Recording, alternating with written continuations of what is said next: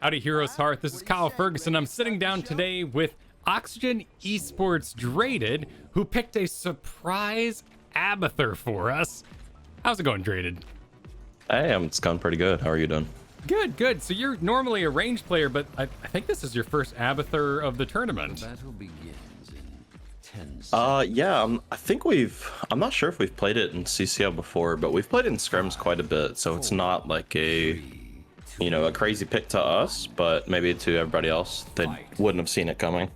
And this was the 4th, 5th slot, so squeeze into the end there. And I always hear that Cursed Hollow, maybe Sky Temple being more of an HGC day kind of thing, but Cursed Hollow is the Abathur map. Why is that? The biggest thing about Abathur on this map is when you get the curse, the lanes are really spread out. So it's very easy for Abba to be able to soak all the gold really effectively. And then your team can kind of just do whatever they want on the map because they know Abathur can take care of the map. So that's a really big advantage of Abathur on this map. And also the mines are going to provide a lot of map control. You can scout rotations, they get vision.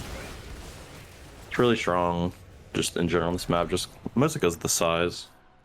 Now, I see that our camera here is locked onto your previous view and your mines are dispensing. Are you using mines via the mini-map only, or is this more of an artifact of the replay? I do click the mini-map a lot. Usually I'll just click the mini-map and click back to somewhere else really fast. Yeah. So, since the XP change, it was always a fact that the Abathur hat soaked XP, and your body did it as well. Now that's become more dangerous, so the Abathur hat basically works as a vacuum, right? You can kind of come by after the lane's been destroyed and soak up all those various orbs.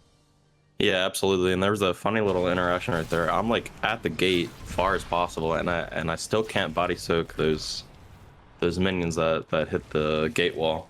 So you kind of got to be proactive with Abba, but at the same time, now I feel like body soaking isn't as big as it was in the past. So you don't need to play super aggressive with Abba, maybe like you did in the past. Yeah, definitely. I mean, the bush thing happened. When the XP orbs happened, you couldn't absorb them in bushes, so the whole Abathur body soaking thing kind of went away at that time. Yeah, absolutely. So let's get into your talents a little bit. We're already getting to level 4 here, but pressurized glands increase the range of symbiote spike burst by 25% and decrease the cooldown by 1 second. I feel like this is the one I see the most, but it's also usually tied to like a Illidan or a late game healing talent. Why pressurized glands here? Right, so the big synergy is when you get the one that heals, and when you get Hive Mind at 20, Summer Transference at 13. So that's a pretty big spike actually, because that talent is really good, and when you decrease the cooldown by 1 second on the one talent, it just becomes really strong. And then when you get Hive Mind, which we'll see later in the game, becomes extremely powerful. And that's doing double spike bursts with increased Exactly. range and decreased cooldown. So the cooldown's always been a little confusing for me. I'm more of like a late night, I don't want to play StarCraft or work hard Abathur player, so take this with a grain of salt. But the cooldown reduction, I feel like some Abathurs have said, hat and then immediately leave. You got your shield off, you cast all your spells. What are you doing even sitting with a cooldown reduction in the first place? Right, so with the 4 talent that I took, which is not the most common talent, a lot of Abathurs will go Adrenal Overload at 4 because we're adding things like Illidan, Cassia, these hyper carry ranged or melee. But here I go for the Needle Spine because I'm not going to be hiding the Junkrat actually, because he's not going to really need hats. He's going to be protected by the Lucio, and I really want to hat the Dahaka and the Anub, just to kind of right there I have the Anub. Although I just died for it, so maybe it wasn't the best hat, but that makes sense, because the Junkrat is often poking from such extreme range that you're not actually going to be in range. The Dahaka makes perfect sense. He's going to be in the middle of everybody, and that late game heal is going to feel great for him. And so right now, I mean, he's just kind of 1v5ing actually. It's kind of earning. So at this point, I think we knew we can actually definitely out team fight them if we're scaling to the late game. So that's why you're saying to stall the tribute for so long. We've been stalling tribute for a long time, and even Junkrat died, and we still are stalling tribute, which is really good. Yeah, and you've definitely built something that's a lot more stally to get you to that late game here as a comp. Yeah, exactly. And I'm just kind of right now. Abba, my job is Blaze is pushing bottom right, and we had to have the Haka rotate up top because Junkrat died to stall. So my job right now is just to take care of the entire map. So you're basically doing the job of a bruiser double soak then. Yeah, definitely early game. You want to prioritize soak over anything else, especially like hiding your team. If you have free time and you can hide your team, definitely do it. What is changing kind of your body location between mid and bottom here? Certainly the top is where it's busy, and really no point in being there. That lane's being taken care of by proxy. So bottom's slightly dangerous just because based on the position of the map. Mid's a lot safer. And I also want to be... Another big thing is I want to be in range for like deep mines. So I have to be a little bit closer to the center of the map to be able to place mines just kind of across the map. Tell me a little bit about call down Mule philosophy. You're not using it on a building already under attack, nor do you seem like you're really hatting a building that is currently being sieged, except for maybe to stop by and grab the XP that's being produced there. Yeah, I'm just trying to stall the game out with Mule. I've muled mid, I think, once or... That was pretty crazy by my team, actually.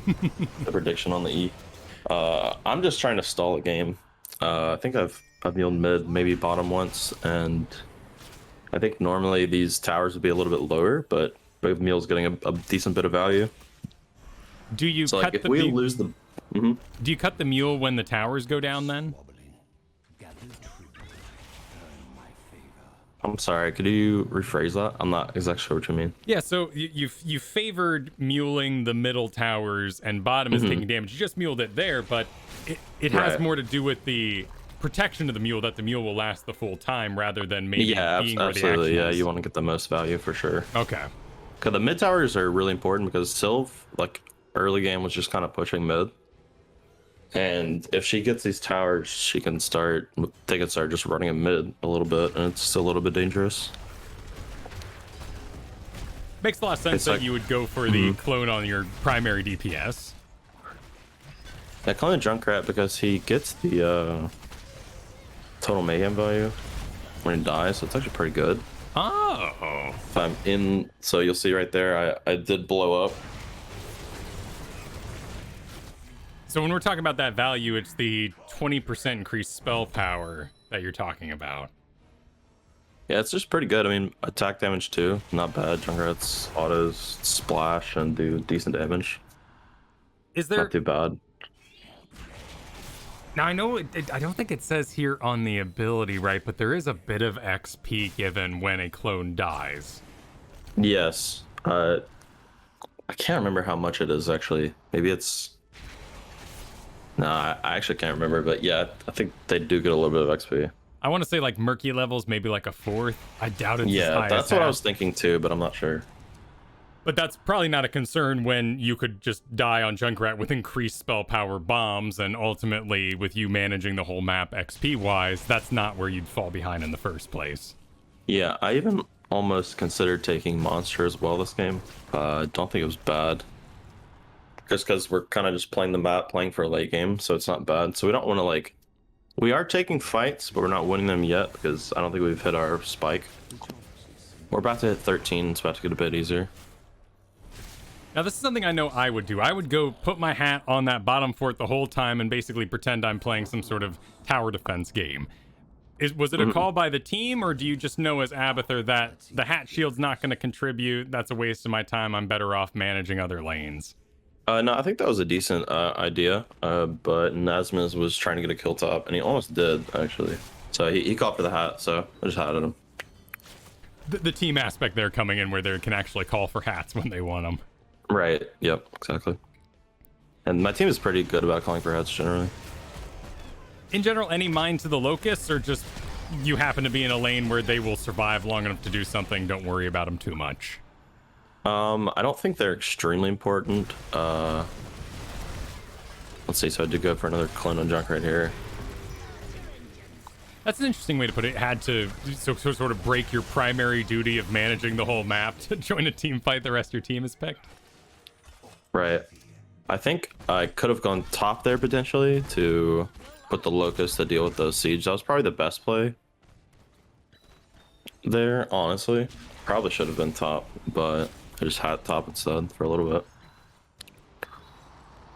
And the Mule is just on cooldown, kind of in range regardless of... Yeah, so here, I think a Mule bottom because the bot lane is definitely the most important here because it's their boss lane. Oh, okay. So that's their big win condition right now is the Sylve with the boss, right? Just kind of ending the game at some point. So getting as much value bottom is definitely more important here, I think, than top lane. Yeah, that's a great distinction to make because I see a building under attack and my brain goes, no, I got a Mule, got to go up there and save. But absolutely, that's where they would have their biggest win chance through. Yep. These fights start getting crazy. In this case, yeah. Are you hatting the Anubrak because he called for it, or is there a certain strategy in mind? I'm pretty sure he called for it, and at this point, it's like I don't really need to cycle because he's always in there. Let's go back to talents a little bit. We've now hit that Soma transference, huge work into your level 1 talent, but any reason why maybe your level 4 talent would push you towards efficiency, or, well, I guess you said Locusts aren't in, so no bombardment strain. Are you talking? Oh, he's bombardment strain. Oh, yeah. I've honestly never even considered that. But efficiency here would at least do something, but just too much healing to give up, and in general, this is kind of the path you go most Abathur games. Yeah, absolutely. Especially with Hive. It's just so good with Hive Mind at 20. And that's kind of what we're playing for this game. And then looks like you got another bacon for it there. The Envenom Spines, Abathur's Symbiote Spike Burst also slows enemies by 40% for 2 seconds. Okay. I can see. I mean, 40%'s a lot. Yeah. Yeah. Particularly with such a swarmy team, Anubarak and Dahaka taking the hats a lot of the time. Yep. I think the move speed is really good too, actually, but my Dahaka already gets move speed, so it's kind of like not super useful. On some characters, it's good though. That makes sense. Like a Tracer or something like that. Yeah, Dahaka's also doing some pretty interesting damage here, having gone with a Dark Swarm build throughout this game. Let the curse end. Yeah, I think he knew he was going to be really strong this game, late game especially. So he just kind of went for the go in there build. Where are you off to He knew now? he was going to be getting the hats. So I need to get in range to mine. So I walked up there to put a mine somewhere. Gotcha. I'm not exactly sure where. Yeah, it's not global. Right, it's not global, it's maybe semi-global, half global, something.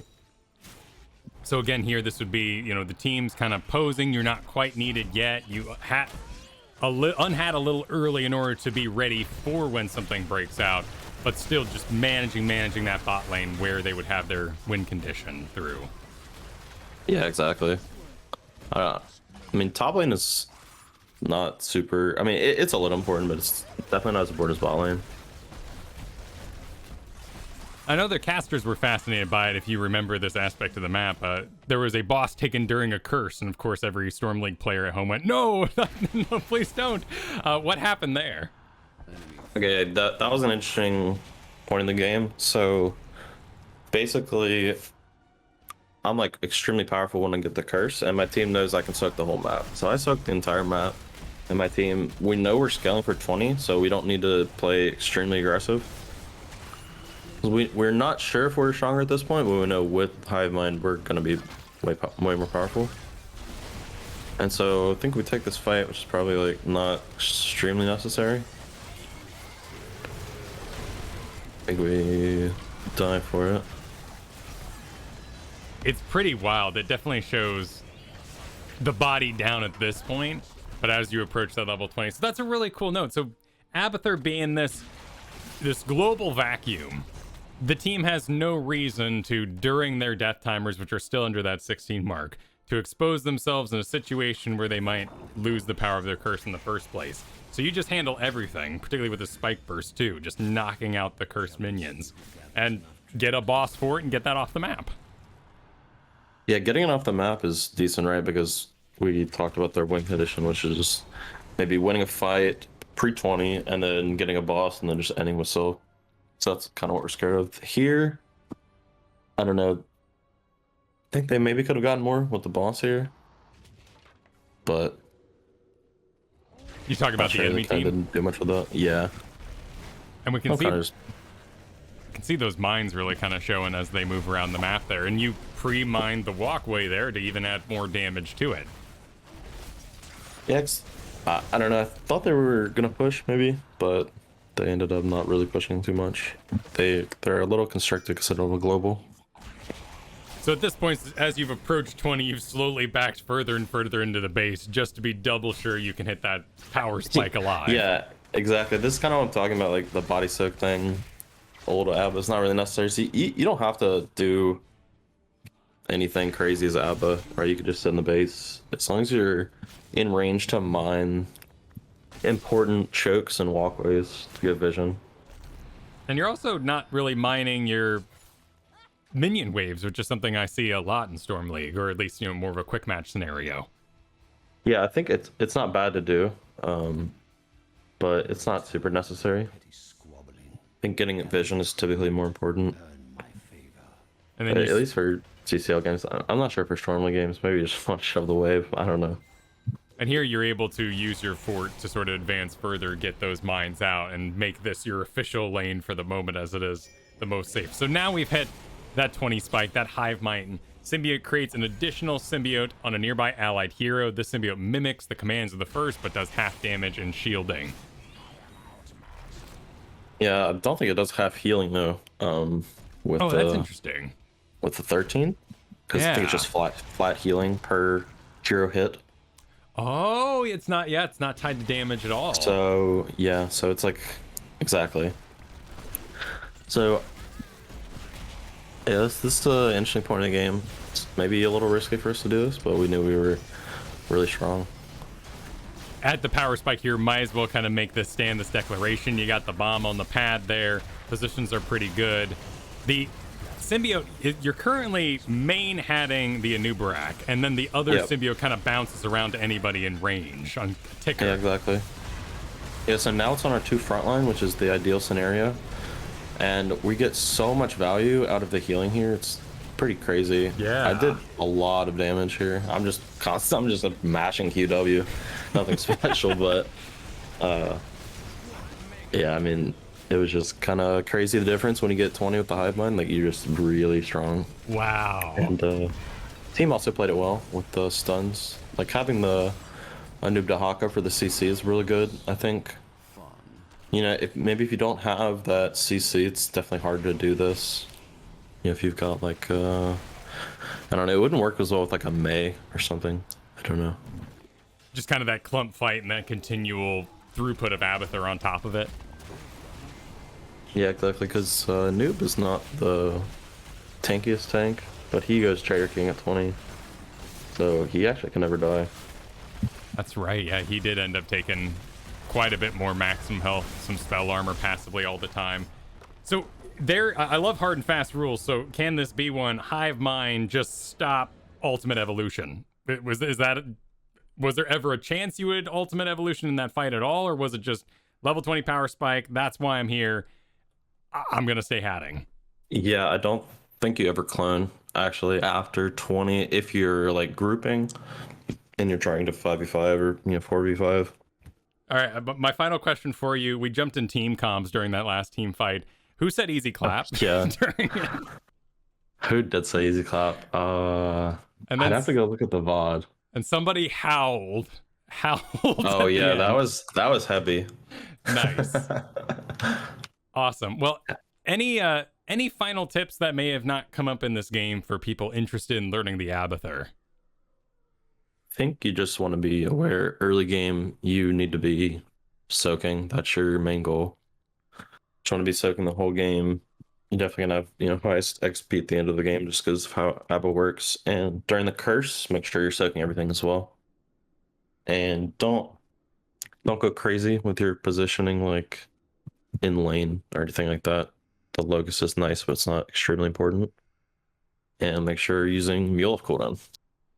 That makes perfect sense. I thought it was just because Cursed Hollow was a big map, but now seeing the power of Abathur during the curse and knocking out every wave he possibly could, that makes a ton of sense. Yeah, pretty much. Exactly. And I think had we not died in that bottom fight and then they got the boss, we would have been 20 to their 19. And then we could just actually just boss and then end top. Even like not even having to take the fight. Because of how much value we got during the curse. Well, for the fans, it was great because it came down to a very tense looking 5v4, of course, now that we see from your view that Hive Mind doing serious work. Mm-hmm. Awesome. Well, thank you for all the Abathur tips. Good luck to you in the upcoming games as well. And everybody watching here at Heroes Hearth, be sure to like, subscribe, ring that bell for more CCL action, but also more Learn to Play content for Heroes of the Storm.